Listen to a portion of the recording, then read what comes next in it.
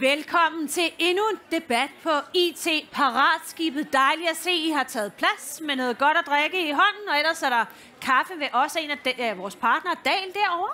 Og der er også hyggeligt ombord, hvis I mangler noget vand eller andet, så sig til. Og skibsklokken ringer, og det betyder, at vi skal i gang, fordi vi skal nemlig tale om, skal Danmarks digitale fremtid ligge i hænderne på udenlandske tech-giganter. Og det store spørgsmål er blevet stillet af jer fra Droids Agency, Emil. Din rolle her i dag, det er jo både det at være leverandør, men også AI-udvikler. Kan du sige, hvorfor det er vigtigt, at vi tager den her samtale? Yes. Og det er fordi, at i Droids Agency, der er vi rigtig tit med til at opstarte AI-projekter. Vi har startet mere end 30 projekter op i løbet af de 2 sidste år. Og AI-projekter, det er jo IT, men det er en anden form for IT, end man er vant til. Specielt kræver det en masse nyt infrastruktur. Normalt IT kræver server, databaser. Jeg er ked af, hvis den her snak bliver lidt kedelig om infrastruktur. Jeg håber, at det kommer til at blive spændende og sexet at snakke om infrastruktur, for det er enormt relevant. Fordi hvor vi er vant til, at man køber en lille smule computer, så har man en hjemmeside eller en løsning op at køre, så når vi bygger AI-løsninger, så kræver det en masse computerkraft. Specielt GPU'er, grafikkort. De koster måske 300.000 stykket. Og derfor er det en stor overvejelse, når man skal starte et AI-projekt op, enten man er et privat firma, eller en kommune, eller en statslig organisation. Hvor mange af de her grafikkort skal vi bruge? Hvad hvis vi skal bruge 4? Skal vi så ind og bruge 1 million kroner på grafikkort? Det er derfor, at AI-infrastruktur er så spændende. Og fordi de er så dyre, de her grafikkort, så er der en naturlig incitament til, at store spillere, som for eksempel Microsoft, har 1000 grafikkort samlet et sted, og så kan vi som leverandør, eller man kan som organisation, leje dem en time ad gangen. Det er en rigtig billig måde at bygge AI på.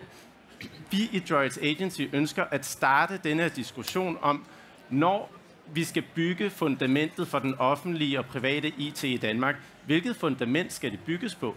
Fordi lige nu har vi rigtig gode erfaringer med Microsoft. Det er et vildt godt produkt, og det er rigtig billigt. Det er den billige og gode løsning. Men det har så den ulempe, at det er amerikansk ejet. Og hvad enten vi vælger den ene eller den anden fremtidsløsning med Microsoft eller Amazon eller noget andet, så synes vi, man skal gøre det med åbne øjne. Også som leverandør. Vi kan levere begge dele, det gør vi også.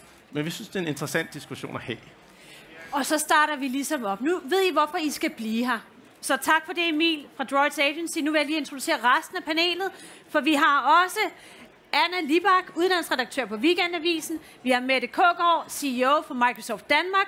Og så har vi Christian Velsgaard, CEO for Kombit. Og dig, Emil Sarau, som er Head of AI. Sagde jeg det forkert? Nej, det er så fint. Sarau. Ja, det hedder Sarau. Undskyld, det burde jeg vide by now.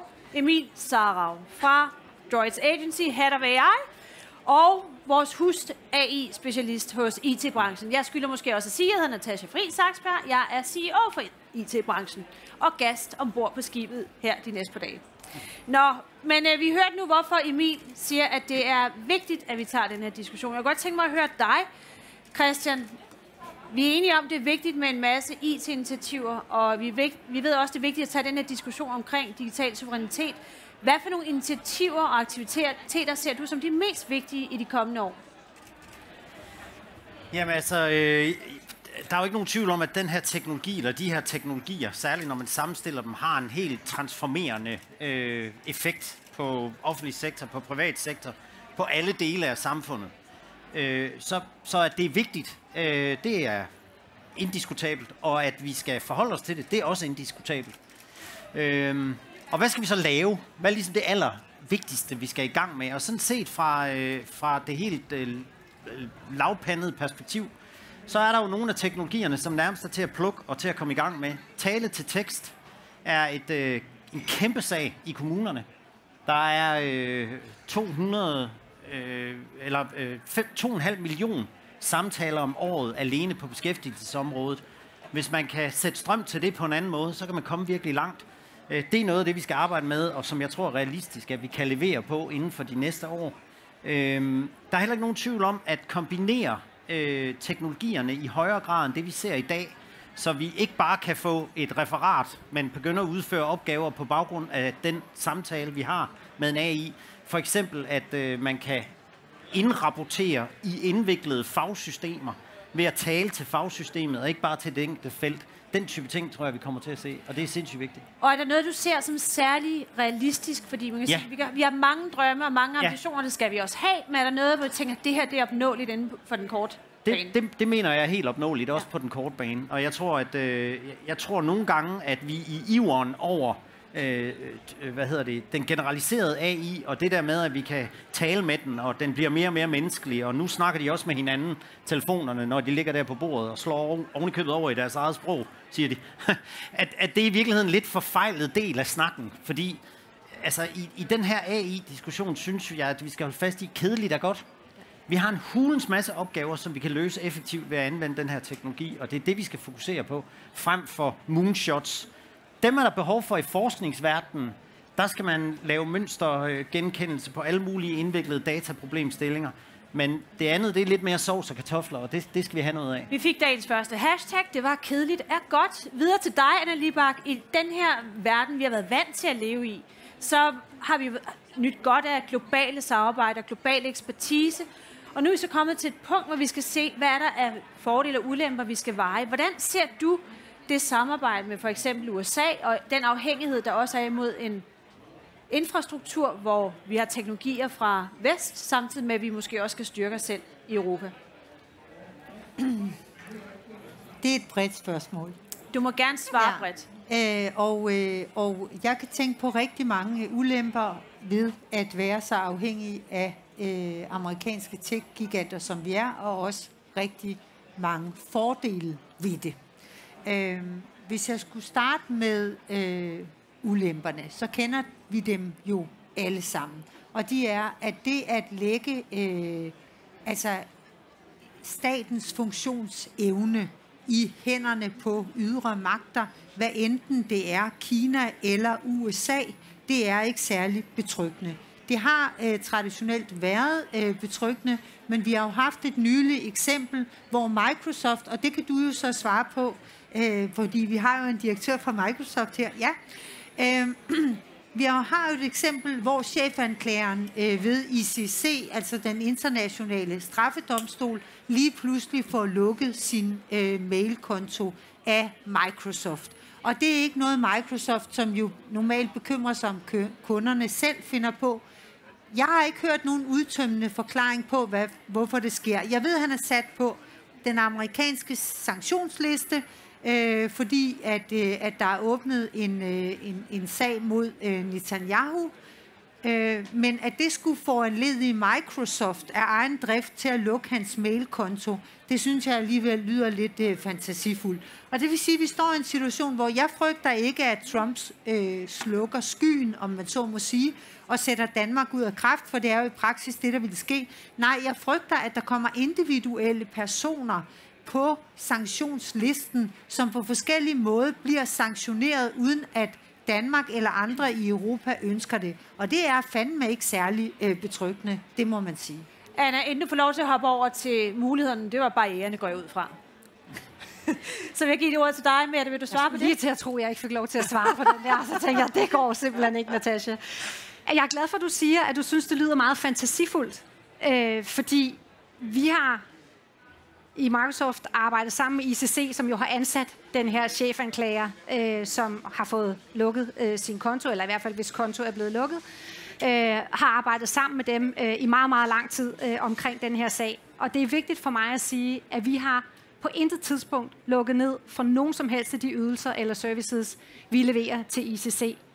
Og det er det, vi har været ude at sige i pressen, og det er så blevet til den historie, det er blevet til. Og grunden til, at vi ikke kan give en mere udførlig forklaring, for det kan jeg virkelig godt forstå, at der er rigtig mange, der gerne vil have, det er, at ICC er en kunde hos os, og der er simpelthen et fortrolighedsforhold omkring det, og vi ønsker ikke at gå ud og, og kan heller ikke gå ud og fortælle, hvad det er, vi laver i samarbejder med vores kunder.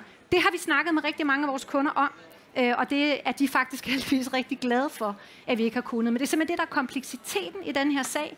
Det er, at vi kan ikke gå ud og uddybe, hvad det er, der er sket, men bare for at slutte af der, hvor jeg startede. Vi har ikke på noget som helst tidspunkt lukket ned for nogen som helst services eller leverancer til ICC i den her sag. Men hvis jeg så må stille et opfølgende spørgsmål, så er det, at det er meget komplekst for mig at forstå. Fordi det, jeg hører dig sige, det er, nej, vi har ikke lukket ned for ICC. Det er heller ikke det, folk spørger om. Det er de klar over. De er klar over, at ICC er kunde hos jer. Det, I har lukket ned for, og det hører jeg ikke nægte, det er en chefanklagers mailkonto. Det går jeg ud fra ikke er sket på ønske fra hans egen arbejdsplads, nemlig ICC. Det sidste vil jeg lade dig selv om at konkludere, for det kan jeg ikke hjælpe dig med at konkludere. Men han er jo stadig ansat der. Jeg kan sige, at vi har ikke på noget tidspunkt lukket ned for nogle af de services eller nogle af de leverancer, der har været til ICC, og vi har heller ikke på noget tidspunkt over for pressen bekræftet, at det er os, der har lukket ned for. Man kan bare se det sammenfaldende med, at han bliver sat på en sanktionsliste, fordi der er åbnet den sag mod Netanyahu. Og det er en skodsag. Nu er jeg også bare helt ærlig at sige det. Det er virkelig en skodsag, og vi er... Jeg vil ikke forklare hvorfor, eller prøve, og vi får ligesom varmen på den, og det er bare der, hvor jeg siger, at jeg er glad for, at du synes, at det er fantasifuldt, for det synes jeg også, det er. Der er et fortrolighedsforhold, der er nogle udfordringer. Tak, fordi I lige spillede bold på den. Lad os gå over til mulighederne, Anna, for det var du også ved at svare på. Ja, altså fordelene ved at være så afhængig af amerikanske tech-giganter, ikke? Jamen fordelen er, at det er billigt. Det er jo ikke noget særligt godt argument, men det er det jo i en situation, hvor at vi på rigtig mange områder har besluttet os for, at nu skal vi gøre os uafhængige af USA. Det at sige, som Pelle Dragsted eller Jarl Cordua slår ud med andre og siger, at vi skal være fuldstændig digitalt uafhængige af USA, jamen det er da nemt nok at sige. Det ved vi jo alle sammen godt, at det bliver vi ikke. Det er ikke realistisk. Så det, jeg vil foreslå, det er, at vi definerer, fordi vi har jo fordel af, at de programmer er udviklet, de har haft adgang til store mængder af brugerdata, de er brugervenlige, lortet virker, der er nogen, der tager ansvar, hvis det går galt, det er der jo ikke med open source.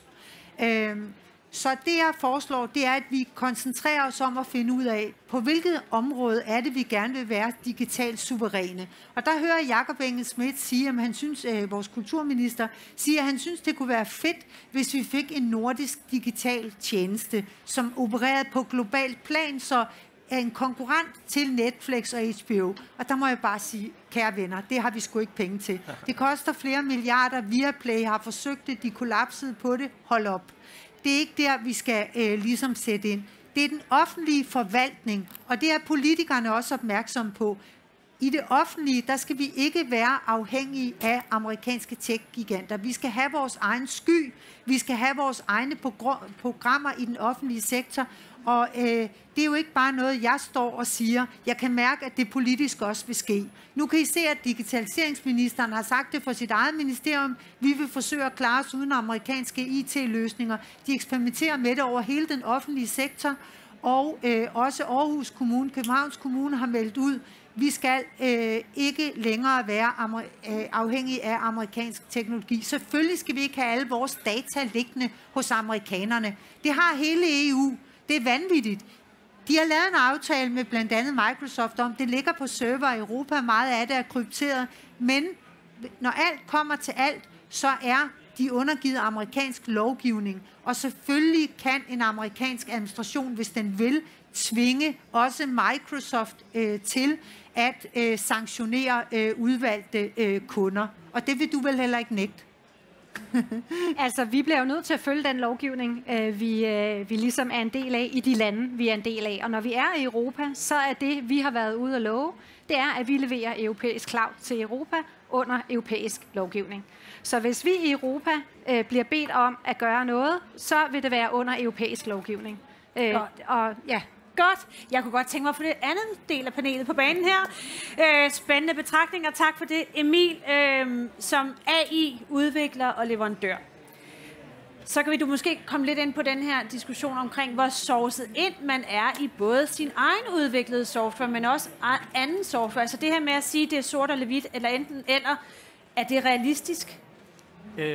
Ja, det er realistisk, at man bliver sourcet ind. Og når man bygger en simpel løsning, lad os sige, man bygger en løsning til 2 millioner, den kan man godt flytte. Det kan godt lade sig gøre. Det koster nogle penge. Men når man bygger en løsning til 2 millioner, bygger en løsning ovenpå til 5 millioner, bygger en løsning ovenpå til 10 millioner, så begynder indsourcingen for alvor. Og det er en rigtig ting, og det har vi set igennem 30 år i IT-infrastruktur, at det er sådan, det foregår.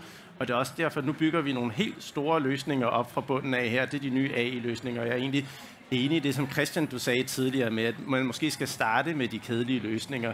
Men om vi så starter med dem, og så går til de mere avancerede løsninger senere, så bliver vi stille og roligt sourcet ind.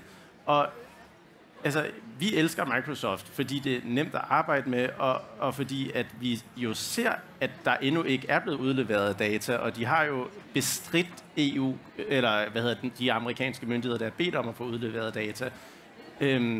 Så hvis vi, altså, så man bliver sourcet ind, men der er bare en grund til at blive sourcet ind. Fuldstændig du også siger, Anna, at de europæiske alternativer er bare ikke lige så gode.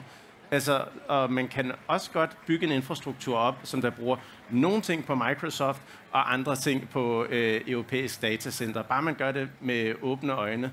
Og så vil jeg også bare lige sige en ting til. Det er det med at bare huske, at de her ting her, hvis vi skal lave det på dansk jord, de koster så mange penge. Altså, det handler om at bygge datacentre, som der sluger strøm på, 200 megawatt, som svarer til 2.000 Tesla-biler, der lader op på fuld plus på samme tid. Det er ikke noget, man bare gør i Danmark. Så vi kan stå og klappe hinanden på skuldrene nu og sige, ligesom Caroline Stage siger, nu bruger vi LibreOffice. Ja, men det er ikke det, der rykker. Det er den helt store infrastruktur, og det er ikke bare noget at sige, at vi gør det. Der skal virkelig lægges penge på bankofladen for, at det gør en forskel. Penge på bankofladen. Vil du tage den, Chris? Ja, altså jeg synes, at man skal passe på med at sætte tingene sort-hvidt op. Der er en krise lige nu, den skal der udnyttes. Den skal udnyttes på den måde, at nu vågner Europa op. Det tror jeg godt for USA på den lange bane. Man har fået lov til at gå rundt og være super innovativ på det amerikanske marked og lave alle mulige fede ting. Rigtig meget af det, vi går rundt og taler om, det er ikke så meget Microsoft, men rigtig meget af det, vi går rundt og taler om, det er i virkeligheden, at man har gjort brugerne til produktet. Det er der, innovationen har ligget. Det er at udnytte deres data til at sælge flere reklamer. Det er det flere af de store tech-giganter for alvor er blevet store på. Det behøver vi ikke at kopiere. Det kan vi godt lade være med. Og så kan vi begynde at udvikle noget af den teknologi, som er kommet som et output af, at der har været så mange penge i at lave amerikansk tech. Og så synes jeg, det er ærgerligt, hvis vi sådan siger til hinanden i Europa, jamen det kan vi sørme ikke finde ud af, det har vi da ikke nogen mulighed for. Der er jo ikke nogen kloge mennesker, der bor i Europa. De bor jo alle sammen over i USA. Det er da noget pjat. Selvfølgelig kan vi det, men vi behøver jo ikke at kopiere det. Vi behøver ikke at lave det samme. Så jeg tror fuldt og fast på, at vi godt kan etablere europæiske alternativer. Og det kan godt være, at man i en periode er nødt til at leve med, at noget af det er lidt mindre smart, end det vi har fået hos amerikanerne. Men det naturlige battle, der kommer ud af det, det skal da nok få innovationskraften op, også i Europa. Det tror jeg på. Hvorfor skulle vi ikke kunne det? Og det tror jeg er godt for alle parter i den her sammenhæng, at der bliver lidt kamp til stregen over Atlanterhavet. Ja, så egentlig bare for at samle op på den. Altså, jeg har jo været meget tydelig omkring, at jeg synes lige præcis det her med kunstig intelligens er et af de områder, hvor Europa rigtig meget kan komme ind i kampen. Og jeg kan også rigtig godt lide, Christian, at du taler løsninger. Fordi det er jo i virkeligheden det, der er hovedpointen her. Det er, hvad er det for nogle ting, vi gerne vil lykkes med, for at få rullet innovationen og udviklingen den rigtige vej. Og EU har jo været ude at sige, at man vil investere fuldstændig massivt i at bygge nogle, jeg tror, de kalder dem sådan AI-kraftværker, eller jeg kan ikke huske præcis, hvad de kalder dem, og jeg var sådan lidt, sådan et skal vi da have til Danmark. Altså, jeg synes jo, der er et godt træk i, at Europa skal mere og vil mere, og jeg synes, at nogle af de nye teknologier er de områder, hvor det for alvor giver mening. Jeg vil nok være sådan af den holdning, at det her med at sige, at vi skal også have vores egen sky, og vi skal også bygge sådan alt det der allerede er der op fra bunden og investere ind i det. Det tror jeg bliver for dyr en vej. Så kan det godt være, at der er noget af det, hvor vi gerne vil det. Der vil også være noget af det, hvor det kommer helt naturligt, fordi vi fokuserer på løsningerne. Og så kan det være, at vi får lavet næste version af noget af det, der lige nu er den infrastruktur, vi kender. Og det tror jeg faktisk bare er et meget bedre træk. Så fokus på løsningerne, fokus på den værdi, vi gerne vil skabe, og på at få løst nogle af de der store udfordringer, vi har. Sikkerhed, hele sundhedsområdet, klimaudfordringen. Hvis vi kunne stå på det i Europa og være dem, der var de allerbedste til nogle af de næste generationer af det, det synes jeg bare ville være helt fantastisk. Anna, hvordan ser du den mulighed, eller det paradoks, for man kan sige, ananas i egen juice fra IT-branchens side, det vi siger nu, har vi sagt i rigtig mange år. Nu er der bare kommet en brændende platform, og i stedet for at stå og være sure på de andre, fordi de er førende, hvordan kan vi tage ansvar for vores egen udvikling, og hvor står Danmark i den mulighed og den position, som du ser det? Jeg vil sige, at det vigtige er, som jeg også sagde før, at man prioriterer. At man for eksempel siger, at det gælder om, det er den statslige forvaltning.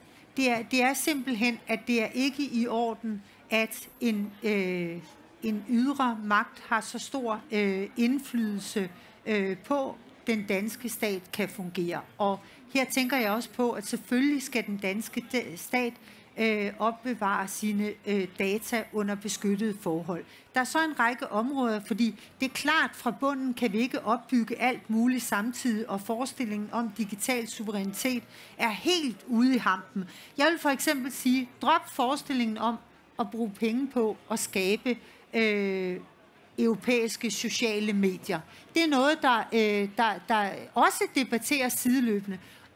Og faktisk måske debatteres mest af alt, fordi vi har den her brændende diskussion om, at det kan ikke være i orden, at vi taler sådan til hinanden på nettet og bliver eksponeret for de ting, vi gør på nettet. Men det, der er virkeligheden, det er, at de har opfundet en forretningsmodel, de sociale medier, som gør, at vi ikke kommer til at skifte til nogle andre sociale medier, og det så man også med Blue Sky. Fordi hvad er det, der styrer deres algoritmer? Det er vores præferencer. De vender os mod os selv. Det vi allerhelst vil klikke på, det er det, der nyder fremme. Så når man sidder og siger, at vi skal være digitalt totalt suveræne, som Jarl Corydon og Pelle Dragsted gør det, hvor siger de det så? På Facebook af alle steder. Det er da også et fedt sted at sige det. De har ikke meldt sig ud af Facebook. De har meget muligt meldt sig ind på Blue Sky. Den hittede, da der var noget identitet i det i starten, og nu kan vi alle sammen se, at den bliver ikke den succes alligevel. Så jeg vil sige, de sociale medier, det slag er tabt. Europa kan ikke stille med noget, der er bedre, fordi det er folks lidenskaber, der er forretningsmodellen. Den offentlige forvaltning, det er det, vi skal koncentrere os om, og det skal vi gøre for vores egen sikkerheds skyld. Tak, så fik jeg vide, hvad vi ikke skal gøre. Mette? Jeg synes, afhængigt af, hvad det egentlig er, du siger, så vil jeg synes, det var rigtig ærgerligt, at vi ligesom, og nu tillader jeg mig at sige, kobler den offentlige forvaltning af al den innovation, der ellers kan ske på resten af det, som du ved, hele den private, så lad os kalde det, sektor kommer til at drive af teknologi. Det vil jeg synes var kæmpe forkert, og i øvrigt så er vi i Danmark blevet en meget, meget rig nation af, at vi har været virkelig gode til at samarbejde mellem den offentlige forvaltning og det private erhvervsliv, og der er rigtig meget digitalisering i det. Jeg forstår godt, hvad du kommer fra. Jeg forstår godt, hvad det er, du er bange for, og hvad det er, du gerne vil. Jeg tænker måske, altså en af de ting, vi har været ude at love, for at prøve at være ansvarlige, og også for at følge de geopolitiske vinde og læne os rigtig meget ind i Europa, det er, at vi kontraktuelt godt vil forpligte os til, at europæiske data er europæiske, og hvis der var nogen, der skulle synes noget om dem, så bliver det europæisk lovgivning, der er gældende for det. Vi har også forpligtet os til at finde europæiske virksomheder, der kan levere på vores vegne. Skulle det være, at vi, altså meget mod forventning, sandsynligheden er jo meget lille, men jeg er jo enig med dig i, det er jo et scenarie, vi kigger ind i, at vi pludselig ikke skulle kunne få lov til at levere længere. Og det er vi villige til at indgå aftale omkring, for eksempel med den danske stat. Og så siger jeg ikke, altså, så vi bygger datacentre i Danmark, vi laver det, vi kalder for sovereign cloud, fuldt krypteret, alt muligt, så hvis der var nogen, der skulle få fat i noget af det her, så ville de overhovedet ikke kunne bruge det til noget som helst. Det skal man så veje op imod, selvfølgelig. Altså, hvor er det så, man gerne vil hen, og hvad er det, man får ud af det? Og jeg synes måske bare, at vi risikerer at sætte en sektor af, hvis vi sådan fra 0 til 100 siger, det vil vi slet ikke være i amerikansk teknologi. Nej, du får 5 år, Anna. Ja, skal også have de andre med i panelet. Du siger, du ved, hvor jeg kommer fra. Jeg ved også, hvor du kommer fra. Det offentlige, en kæmpe kunde, kommunernes udgifter til Microsoft, licenser, de er eksploderet. Hvis ikke vi selv kommer i gang med at producere vores egne programmer til det offentlige, så bliver der ikke den efterspørgsel, og så kommer Danmark eller EU ikke med. Jeg tænker, Vores Christian, priser i det offentlige marked er steget mindre end alle de andre omkostninger, den offentlige sektor har. Christian, Kan jeg velkommen vise dig på bagefter. Vil du byde ind? Ja, det vil jeg gerne, men det er jo fordi, at du siger det der med ingen sociale medier. Og jeg er enig så langt, som at hvis de sociale medier handler om det, som de har levet af, nemlig at gøre os til produkterne, så er jeg enig i, at det er svært at finde alternativer til, fordi de har brugt virkelig mange udviklingskroner på at blive rigtig, rigtig gode til. Det synes jeg heller ikke, vi skal. Jeg synes ikke, vi behøver mere af den slags. Der er masser af andre ting. Og jeg driver jo sammen med Kombit, Danmarks mest hadede platform, nemlig Aula. Og Aula, dengang man skulle lave Aula, der var der en stor debat om, hvorfor bruger vi ikke bare Facebook? Det er sgu da meget nemmere. Så kan forældrene og eleverne skrive til hinanden ind på Facebook. Det er skide smart. Og så kan vi jo også sælge ungerne nogle vodka-klovne, når vi nu er i gang. Og det er jo lige præcis det, vi ikke har gjort. Så vi driver faktisk Danmarks femte største platform. Den er kun overgået af de amerikanske tech-giganter. Så igen den der idé om, at vi kan ingenting, det passer faktisk ikke. Vi har 90 millioner beskedetråde. Vi har 10.000 beskeder per minut om morgenen inden kl. 8. Vi har 900.000 daglige brugere på platformen. Vi kan godt bygge stort. Det handler om, at det er sikkert. Vi kan være sikre på, hvem der er derinde. Vi kan være sikre på, hvad de kommunikerer om. Og ja, der er stadigvæk masser af mislyde på Aula og diskussioner om, man virkelig skal høre om lille Lises røde hue og alt det der. Så det er ikke perfekt. Men vi behøver ikke at få alt det der til at flytte ind, når vi taler om, hvad er det egentlig, vi taler om, når vi taler om sociale medier i det hele taget. For kommunikationsdelen, det har vi i hvert fald vist, synes jeg, at man godt kan finde ud af at gøre på en sikker og fornuftig måde. Emil? Yes, jamen Christian, jeg har også faktisk egentlig et spørgsmål til dig, fordi lad os nu sige, at vi skal finde nogle alternativer til Microsoft på kort eller lang sigt. Så som leverandør, et af de ønsker, jeg har, det er at få en chat-GPT, jeg kan kalde som et API. Lige nu så bruger vi Microsoft fantastisk, verdens bedste sprogmodel. Vi får svar sådan her. Der eksisterer nogle rigtig fine sprogmodeller, de hedder for eksempel Llama 3,1. Hvis man har en masse grafikkort, så kan man spænde den op, og så vil man i princippet kunne lave en service, hvor jeg i stedet for at bruge Microsoft, så kan jeg bare lige sende en request til Compit, for eksempel, og få en svar tilbage, og jeg vil kunne bygge en platform rundt om det. Hvad siger du, vejen være til, at jeg som leverandør kan få sådan en, så når jeg er ude og snakke med en kommune eller en privat organisation, så siger hey, vi kan gå Microsoft-vejen, koster det her. Vi kan gå Compit-vejen med deres API med en Llama-model. Det koster lige 50% mere, men så er det inden for Danmark. Hvordan kommer vi til det? Har Compit pengene til det, eller kan I skaffe penge et andet sted, eller er det statens IT, der skal lave det, eller en privat aktør, eller hvad tænker du?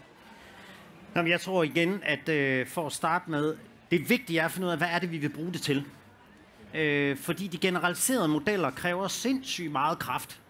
Og hvis man pakker AI'en ind lidt mindre, så behøver man ikke helt så meget kraft, hvis den skal kunne performe lidt dårligere, end at kunne svare på hvad som helst. Hvem er præsident i USA, og hvordan bager man den perfekte banankage? Det behøver man altså ikke, når man sidder og laver forvaltning ude i en kommune. Så kan man godt finde nogle andre typer løsninger. Og statens IT er i gang.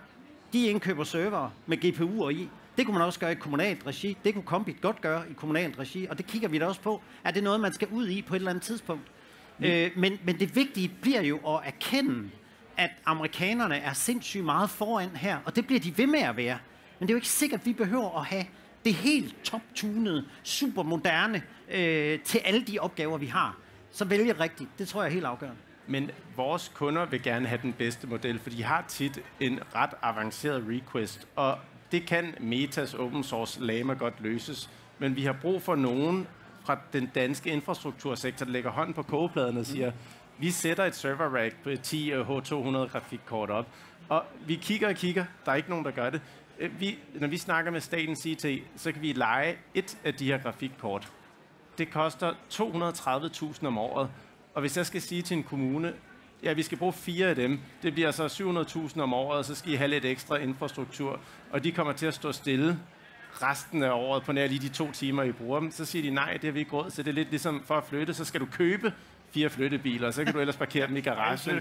Så lige nu har vi ikke et alternativ. Man kan selvfølgelig sige, I kan bare bruge nogle dårlige modeller, men det vil vores kunder ikke have. Så går de jo hen til Microsoft. Ja, men du har givet mig en opgave, det kan jeg godt høre. Den må jeg jo tage med hjem og finde ud af, Hvordan kan man løse noget af det? Jeg tror bare, det er vigtigt at erkende, man kommer aldrig helt derop. Det bliver catch-up, som kommer til at tage rigtig, rigtig lang tid. Men vi ved også alle sammen godt, at det er de sidste procenter, der virkelig tager kræfterne. Og så synes jeg bare en gang imellem, man skal nøjes med 80% i stedet for 100. Kan du hjælpe Christian med at komme væk fra Microsoft der? Nej, men jeg synes jo, du har en pointe, ikke? Altså, at det er jo vigtigt, at det er godt. Altså, fordi ellers så bliver det ikke brugt. Nej. Og det lander ikke på den rigtige måde. Det var egentlig også min pointe i forhold til det her med den offentlige sektor, hvor jeg tænker, det bliver svært at koble nogen forskelligt på den udvikling, der er. Altså, vi har brug for, at alle er med ombord. Og så har vi brug for at fokusere på, hvor er det så, vi gerne vil i Europa? Hvor er det, vi skal være stærke? Og der tror jeg, det der med, hvad er det, vi bruger modellerne til? Det er der rigtig meget musik i. Vi kan jo også se, vi har jo masser af startups i Danmark. Vi har 400 startups i Microsoft, vi investerer ind i. De er alle sammen AI-baseret. Dem, der begynder at vokse, og det er måske også noget af det, vi skal til at fokusere lidt på, dem, der begynder at vokse og for alvor bliver noget, og får eksporteret løsninger til resten af verden, og på den måde i virkeligheden får noget balance ind i det her regnskab, de bliver købt af amerikanerne. Altså, eller fordi der er et meget større marked derovre, der er mange flere penge, der er en helt anden investerings... Altså, der er rigtig mange diskussioner ind i det her, som vi skal have løst, for at vi får skabt det, vi gerne vil i Europa. Det er ikke kun omkring teknologi, det er også struktur og investering og kompetencer, som vi jo faktisk har rigtig meget af, men de flytter jo så med, fordi det er nemmere på en eller anden måde derovre. Det skal vi simpelthen have gjort noget ved. Emil, vi har sovet i timen i Europa, og vi har sagt i mange år, skal vi være med i en eksponentiel udvikling, så kan man ikke bare hoppe på toget, når det passer en. Det tager tid. Så mens vi venter på, at vi kan komme ind i kapløbet på den lange bane, hvad ser du så af muligheder? Hvad er jeres erfaringer med at lykkes med løsninger på den korte og den mellemlange bane? Ja, det er et rigtig godt spørgsmål. Altså, vi har et lille lysende håb i Europa, hvis man skal have en EU-AI-løsning. Det er i Frankrig, har de lavet, Mistral har lavet La Platform, som man kan tilgå som et alternativ. Og det er et godt bud på det, som jeg efterspørger. Jeg bare også godt kunne tænke mig et Kombit lade. Men det kan godt lade sig gøre. En af mine kæpheste, det er, at når politikerne skal investere i AI, så siger de, at vi skal have vores egen sprogmodel.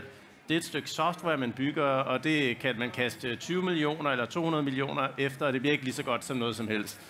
Hvad jeg hellere vil se, at politikerne kastede penge efter, det var at give mig et server rack med 10 H100 eller H200 grafikkort, som jeg kan bruge as a service. Fordi vi skal i Europa træne musklerne i at bygge infrastrukturen op. Softwaren er så dyr, og vi kan slet ikke følge med, men infrastrukturen kan gøres rimelig inden for rammerne, men det er ikke så sexet at snakke infrastruktur. Så folk vil hellere købe en bil, end de vil asfaltere en vej, men lige nu tror jeg, at vi får mere ud af at asfaltere en vej. Det er jo tilbage til det, jeg sagde før, med at EU er i gang med at investere i de her AI-factories, for det er jo det, de kommer med. Altså, så der er jo noget, der ser ud som om, at det kører den rigtige vej. Det er jo nogle sindssyge beløb i øvrigt, som man skal ud i. Altså, det er stadigvæk rigtig, rigtig vilde beløb. Så tilbage til det, du også siger, Anna. Der skal jo virkelig prioriteres her. Vi skal vælge, hvad det er, vi gerne vil, for at komme derhen, hvor vi godt kunne tænke os. Og Anna, jeg vil godt have dig til før at se på, hvor har vi en mulighed? Og kunne vi se på nogle områder, hvor vi i Europa har en mere naturlig tilgang til at balancere teknologi med etik? Altså ser du et rum, hvor vi har mulighederne frem for barriererne? Hvis vi skal se lidt Jamen det, jeg står og siger, det er altså sådan set en videreformidling af en erkendelse, man allerede bredt har gjort sig i EU, hvor der jo også er lavet sådan en, hedder det Gaia X, hvor folk kan certificere, de forskellige medlemsstater kan få certificeret IT-projekter, som bygger på open source.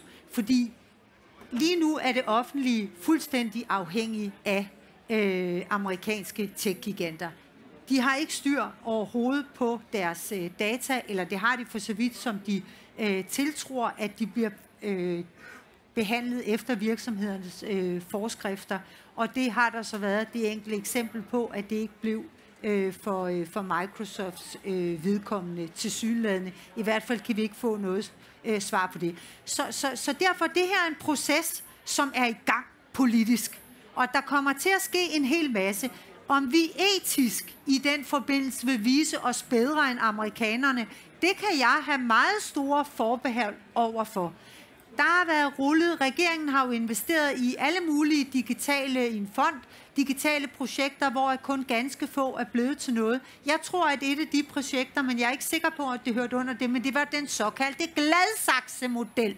Fordi der fik man jo den geniale idé. Hvad nu, hvis vi bruger AI i Gladsaxe Kommune til at bestemme, hvilke børnefamilier, eller hvilke børn, der er sårbare i forskellige familier?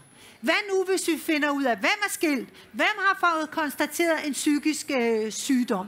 Hvem er lige blevet fyret? Hvilket barn har ikke været til skoletandlægen? Hvilket barn har ikke været til tandlægen? Og vi så kører alle disse variable sammen, så kan vi jo, før det sker, og før nogen har sladret til skolepsykologen, kan vi tage fat i familien og indlede en sag. I har et problem.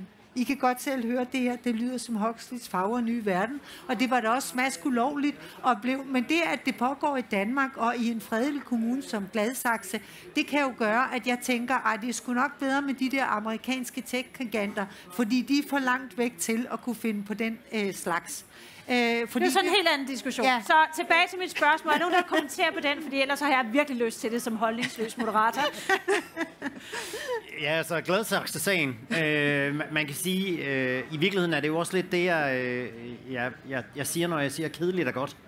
Altså, fordi der er jo ikke nogen tvivl om, at hvis man er tilstrækkelig innovativ, så kan man finde på at parre alle mulige data med alle mulige andre data og finde på alle mulige mønstre. Og det kan resultere i, at vi kan forudsige fremtiden med en eller anden sikkerhed og alt det der pjat. Og det er jo noget, det er jo helt vildt ærgerligt at starte med det, der er allermest følsomt. Det der er nok det aller værste skridt, man overhovedet kan foretage i en kommune. Det er at tage børn fra deres forældre. Selvfølgelig skal vi ikke starte med at anvende teknologier der. Og spørgsmålet er, hvornår man nogensinde skal anvende teknologier på de områder. Jeg tror godt, man kan komme et stykke af vejen, men man skal eddermame tænke sig om. Og den sag var ærgerlig på mange måder. Jeg tror også, dem, der har sat den i gang, har fortrudt det. Men den viste jo, tror jeg, et ærligt håb om, at vi virkelig kunne gøre en stor forskel her. Men med det resultat, at vi så endte i noget, der virkede ret ugennemtænkt og ret farligt. Så derfor så tror jeg, lad os holde fast i, at der er masser af opgaver, som er pænt kedelige, og som til gengæld kan løses virkelig effektivt af de her teknologier. Og så skal vi også huske, at mennesker laver også fejl. Ja, og det gør teknologi også. Emil? Ja. Jamen altså, nu snakker vi om alle de farlige AI-løsninger. Sådan de løsninger, som vi mest laver i Droids Agency, det er dem, som du siger, Natasha, der hjælper med kedelige opgaver. Hvad med, at hjemmeplejen ikke skal bruge en time om dagen på at registrere ind i et system? Hvad med, at de bare snakker ind i deres mobiltelefon, og så bliver felterne automatisk udfyldt? Det er sådan noget, vi alle sammen kan blive enige om. Det er ufarligt, og det er super effektivt, og det er præcis den type løsninger, der kræver de her store computere. Og man kan sige, at I arbejder både med private og offentlige kunder. I har både amerikansk og europæisk og dansk teknologi. Hvordan ser du en fremtid, hvor vi igen kan tage fat i nogle af de problemstillinger, der hjælper os og rykker os udviklingsmæssigt, samtidig med at vi balancerer forholdet mellem sikkerhed og leverandøruafhængighed og alle de her ting, vi taler om lige nu? Det var faktisk en pointe, egentlig også godt, vi har sagt tidligere, det er, at endnu en nuance, man kan have med i den her diskussion, det er, at der er ikke noget, der er så sikkert som Microsoft eller Amazon eller nogle af de store. De er literally aldrig blevet hacket. Altså, så vi dækker os jo altid ind forskellige steder, når jeg skal lave en databehandleraftale, det kedeligste i verden. Så delen om sikkerhed og indbrud og hacking, hvis det er Microsoft, klik. Det er jo også et aspekt, fordi det kan godt være, at okay, Trump styrer knappen, eller whatever, men hvad hvis man bliver hacket af russere? Det gør man ikke, hvis det er på Microsoft. Det er også interessant at have med, synes jeg. Hvad jeg synes, at vi i fremtiden skal kigge på, det er jo, at nu har vi for 3 år siden åbnet op for AI, generativ AI, som er et superkraftigt værktøj, og som åbner meget for tale til tekst, og det er noget, vi kommer til at se meget mere af. Jeg tror, at dem, der bliver født i dag, de kommer til at vende sig til, at der er ikke nogen, der skriver længere. Der er ikke nogen, der læser længere. De interagerer med en computer eller en mobiltelefon ved at tale, og de får tale tilbage. Det er mere naturligt. Ligesom der er mange, der er gået over til at lytte til podcast, i stedet for at læse aviser, eller læse oplæste avisartikler. den her type løsninger er det, der kræver enormt meget computerkraft, fordi det kræver sprogforståelse for computeren, og den kommer vi til at se meget mere af. Og heldigvis er der en masse uskyldige optimeringsopgaver, vi kan lave her. Alt det kedelige arbejde, specielt sådan noget, hvor man udfylder formularer eller laver idiotopgaver om og om igen. Her til sidst, med 5 minutter tilbage, så kan jeg godt tænke mig, at I hver især bruger maks 50 sekunder på lige at sige, hvordan ser I Danmarks og Europas fremtid i en verden, hvor vi er afhængige af nogen, samtidig med, at vi skal stå stærkt selv. Anne, vil du starte? Hvordan ser vi Europas fremtid? Vores fremtid og Europas fremtid i en global kontekst. Ja, men så er spørgsmålet, om man skal svare, som man synes, det kunne være godt, at den var, eller som man tror, at den bliver. Tror jeg, at vi bliver uafhængige af Microsoft eller andre amerikanske tech-giganter? Nej, det tror jeg ikke. Og det tror jeg ikke, fordi det er for dyrt, og de er for gode. Vi skal i en meget lang periode acceptere dårligere, mindre brugervenlige løsninger, hvis vi skal erstatte de amerikanske tech-giganter. Mit håb for Europa er, og det tror jeg faktisk, der er en mulighed for at gå i opfyldelse, at sårbare data vil blive i højere grad opbevaret på en europæisk sky. Danmark vil ikke have mulighed for selv at lave sådan en sky, men jeg kan se, at det er en bestræbelse i EU, og jeg tror, at det kan blive en mulighed, og det synes jeg er godt. Men jeg tror ikke, vi er færdige. Jeg tror ikke, Microsoft bør bekymre sig. Der vil være kunder nok, også fordi, at nu kommer hele AI-revolutionen, som jo er bygget oven på den digitale revolution, og vi er ikke med nogen steder. Godt. Christian? Jeg tror, den er lys og åben. Jeg er et grundlæggende optimistisk menneske. Jeg tror på, at vi nok skal få noget ud af det her. Jeg tror aldrig, vi holder op med at samarbejde med amerikanerne. Det håber jeg virkelig ikke. Der kommer nok også en ny administration på et eller andet tidspunkt, og så får vi en god, sund konkurrence. Og det tror jeg, vi alle sammen får noget ud af. Så jeg tror på, at der er en lys fremtid foran os. Mette? Jeg tror også bare lige i forlængelse af det, jeg vil sige, altså USA er jo stadigvæk en allieret til Danmark. Det siger regeringen jo trods alt også, så lad os lige starte der. Så mit håb er, og statsministeren har selv været ude at sige det for Danmark, at vi skal være verdensmester i AI. Og det kunne jeg rigtig godt tænke mig komme til at gælde for hele Europa. Og jeg kunne rigtig godt tænke mig, at det var det, der kom til at drive den, kan man sige, uafhængighed, som vi har brug for på nogle områder, og at vi får Europa meget mere tilbage i førertrøjen på innovation og tech, at det kan drive det. Emil, sidste ord? Ja, så bliver det sådan lidt sci-fi-agtigt, også bare for at slutte af med det. Jeg tror, at folk ikke helt er klar over, hvor vigtig AI kommer til at blive de næste 20 år. Jeg tror kun, man kan undervurdere det. Og råstoffet til det, ligesom dengang olie begyndte at blive super vigtigt, skal man kigge på. Og råstoffet til det her, det er store datacentre.